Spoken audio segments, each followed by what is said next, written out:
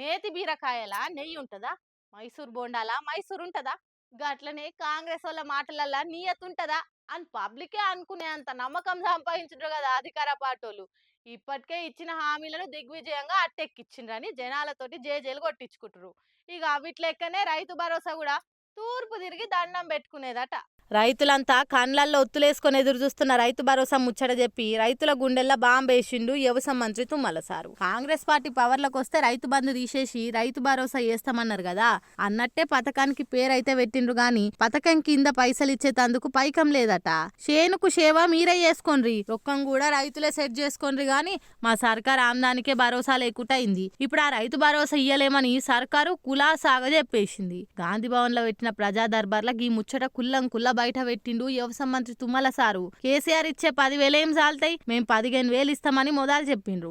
ఇప్పటికీ ఆ 10,000 కాదు కదా, ఆ పథకానికే దిక్కు లేకుండా అయింది ఇప్పుడని ఈ సంగతి తెలిసిన వాళ్ళు కుతకుతమంటుర్రట. రుణమాఫీ పురా వచ్చేదాకా రైతు భరోసా జోలే తీయొద్దని అంటున్నారు సర్కారులు. పాపం రైతన్నలు మొన్న వానకాలంలో పంటలకే రైతు భరోసా ఇయ్యలేదు. ఆలస్యంగా ఆయన వస్తుండొచ్చని దింపుడు కళ్ళ మాషలన్నుండేది. కానీ ఇప్పుడు తుమ్మల సార్ మాటలతోటి ఆ దింపుడు గల్ల మాషల మీద కూడా అలుకు నీళ్లు జాలినట్టు అయింది. ఇక మిగిలిన రైతు భరోసా పైసలు వస్తాయని ఏమన్నా భరోసా ఉంటే దాన్ని తీసి ఏడన్నా వడేయుండ్రి, చక్కగా మళ్ళీ యాసంగి పంట పెట్టుబడి మందం పైసలు సుధరాయించుకోండ్రి అని అంటున్నారు మన సర్కార్ చక్కదనం ఎరికైన ప్రతిపక్షమోళ్ళు.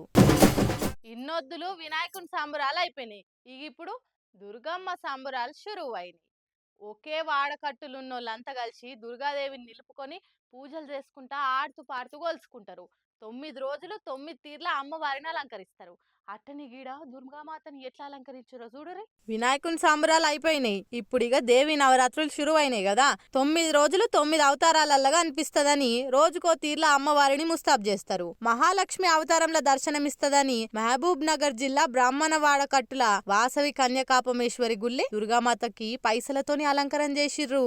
అబ్బా చూస్తుంటేనే కళ్ళు జిగేల్మంటున్నాయిగా. అమ్మవారి వెనక పైన చుట్టూ పైసల నోట్లే, దండలు కూడా పైసలతోని చేసి అమ్మవారిని అలంకరించిర్రు. 100, 200, 500 నోట్లతో చేసిర్రు. ఇట్లా 6,66,66,66,66 రూపాయల 66 పైసలతోని గుడి చుట్టూ డెకరేషన్ చేసిర్రు.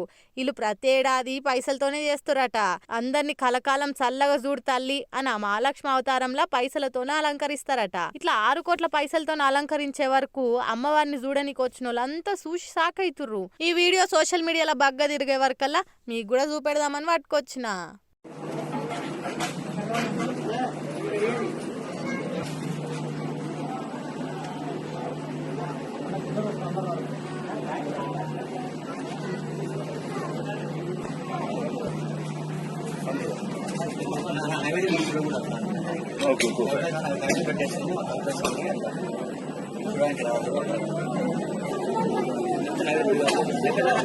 బయట వేడి కదా